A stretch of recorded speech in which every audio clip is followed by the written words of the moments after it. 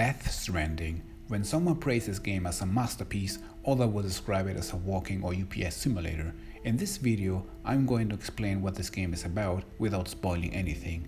This video is divided into 3 categories: story, gameplay, and my final recommendation to buy or not to buy. All gameplay you see in this video is recorded during my playthrough or during my stream. So here we go. America is destroyed and disconnected. Rain, as we know, is called timefall, which accelerates aging almost instantly to everyone and everything that comes in touch with it. Also, there are the beach things, the so-called BTs, a threat which people still try to understand, and mules, which can be compared to simply raiders. In this, let's say, post-bang America, you play as Sam, a porter who delivers cargo for the company Bridges. By delivering cargo, you're not only providing goods and resources to people who needs them, but you also reconnect the different cities spread out on the map. So this is basically the main purpose of this game: deliver cargo so you can reconnect and rebuild America. The story was claimed by many as confusing, and even a couple of people who work with Kojima mentioned in interviews that they still doesn't exactly have much of a clue. The more you play, the more questions you ask yourself. Now, I must say, the game doesn't tell you actually much of what happened to the world. It's actually up to you to discover. Many compare this game with Horizon Zero Dawn, which I can understand due to the same engine, but I personally think this game has the essence of Metal Gear Solid 5. From the codec, the menus, the stealth elements, even the action itself reminds me so much of Metal Gear Solid 5. Now, don't get me wrong, this game may play similar to Metal Gear or Horizon Zero Dawn, but it's definitely something completely new. As I told you before, your purpose is to deliver cargo. Go fuck yourself, I'm not your errand boy. So don't expect to shoot your way through the map. Sure, as you progress with the game, you can craft weapons, but the weapons, which by the way are non-lethal, are more to protect the cargo and yourself. It's up to you to decide how much you want to carry and how many orders you want to take on. Carrying too much will not only make you slow, but will also make you hustle constantly with your balance. To keep your balance, you must press L2 or R2. The more cargo you're taking, the easier it is to lose balance. Also, too much cargo will break your boost and deploying your stamina faster. Taking too little will make you fast and flexible, and you will have no balance problems at all, but it will make you go back and forth forever. So consider the order, the road you want to approach, and guess which threats can be encountered there. But you shouldn't only be concerned about the mules or BTs.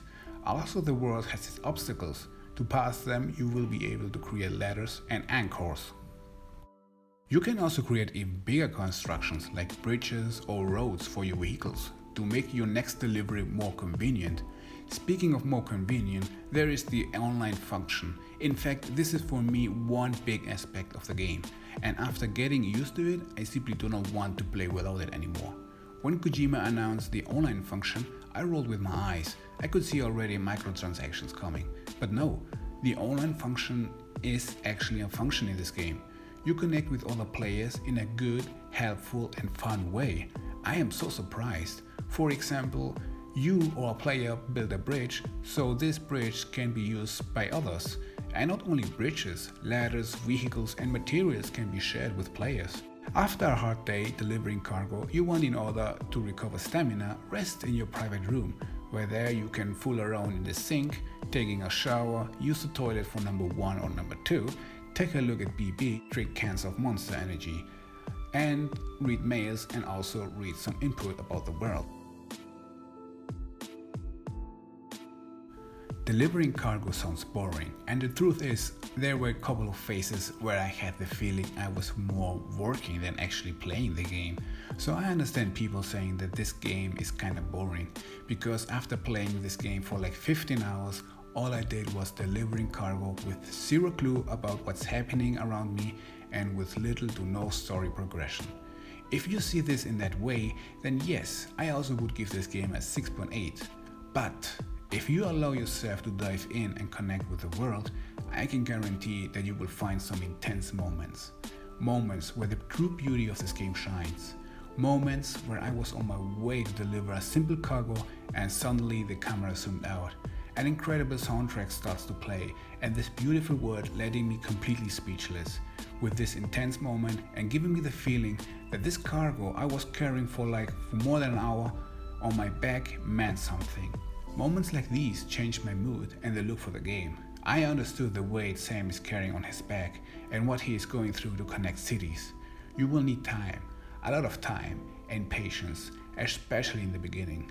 You will spend hours after hours after hours walking through the map, delivering cargo, sneak past PTs, protect cargo for mules, change boots, tear up toenails, drinking monster energy, but I love it.